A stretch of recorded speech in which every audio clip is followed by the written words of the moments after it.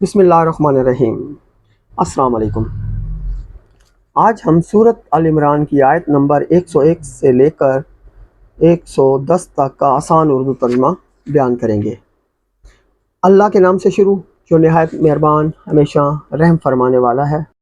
اور تم اب کس طرح کفر کرو گے حالانکہ تم وہ خوش نصیب ہو کہ تم پر اللہ کی آیتیں تلاوت کی جاتی ہیں اور تم میں خود اللہ کے رسول صلی اللہ علیہ وآلہ وسلم موجود ہیں، اور جو شخص اللہ کے دامن کو مضبوط پکڑ لیتا ہے تو اسے ضرور سیدھی راہ کی طرف ہدایت کی جاتی ہے۔ اے ایمان والو، اللہ سے ڈرا کرو جیسے اس سے ڈرنے کا حق ہے، اور تمہاری موت صرف اسی حال پر آئے کہ تم مسلمان ہو، اور تم سب مل کر اللہ کی رسی کو مضبوطی سے تھام لو اور دلوں میں فرق مت ڈالو، اور اپنے اوپر اللہ کی نعمت کو یاد کرو۔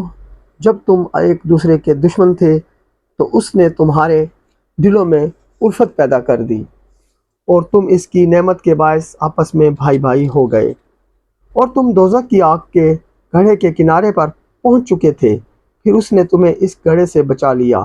یوں ہی اللہ تمہارے لیے اپنی نشانیاں کھول کر بیان فرماتا ہے تاکہ تم ہدایت پا جاؤ۔ اور تم میں سے ایسے لوگوں کی ایک جماعت ضرور ہونی چاہیے جو لوگوں کو نیکی کی طرف بلائے اور بھلائی کا حکم دے اور برائی سے روکے، اور وہی لوگ پامراد ہیں۔ اور ان لوگوں کی طرف نہ ہو جانا جو دلوں میں فرق ڈالتے ہیں، اور جب ان کے پاس واضح نشانیاں آ چکے ہیں اس کے بعد بھی اختلافات کرنے لگے، اور انہیں لوگوں کے لیے سخت عذاب ہے۔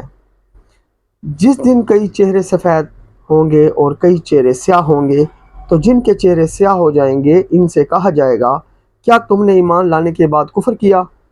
تو جو کفر تم کرتے رہے تھے سو اس کے عذاب کا مزہ چکھ لو۔ اور جن لوگوں کے چہرے سفید روشن ہوں گے تو وہ اللہ کی رحمت میں ہوں گے اور وہ اس میں ہمیشہ رہیں گے۔ یہ اللہ کی آیتیں ہیں جنہیں ہم آپ پر حق کے ساتھ پڑھتے ہیں، اور اللہ جہان والوں پر ظلم نہیں چاہتا، اور اللہ ہی کے لیے ہے جو کچھ آسمانوں اور زمین میں ہے، اور سب کام اللہ ہی کی طرف لوٹائے جائیں گے۔ تم بہترین امت ہو جو سب لوگوں کی رہنمائی کے لیے ظاہر کی گئی ہے۔ تم بھلائی کا حکم دیتے ہو اور برائی سے منع کرتے ہو، اور اللہ پر ایمان رکھتے ہو، اور اگر اہل کتاب بھی ایمان لے آتے تو یقیناً ان کے لیے بہتر ہوتا۔